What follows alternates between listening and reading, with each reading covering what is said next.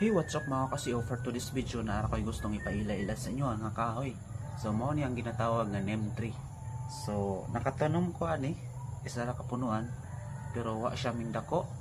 Pero nakabunga ni siya mga kasiyo o nakakuha og similya o isa ra pud to. Nindot na siya nga kahoy mga kasiyo kay daghan og benefits nga mahatag sa atong health labi na sa atong skin. So pwede ni siya imnon ang extract pero na siya side effects mga kasiyo, dili pwede nga kaning taas ang pag-inom sa extract ani mga kasiyo. So paghimo na ko sa akong payag mga kasiyo, ako unta ning putlon pero may gani wala ra maputol. So ning salinsing siya, so mauna ni ang dahon.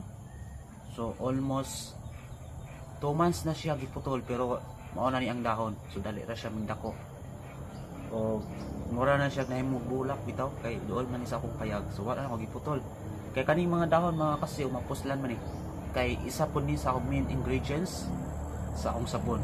So may rapod nga wala maputol kay magpuslan pa ang mga dahon ani.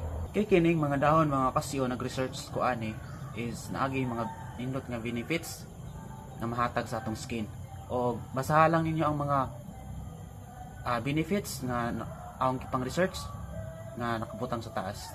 Thank you for watching. God bless.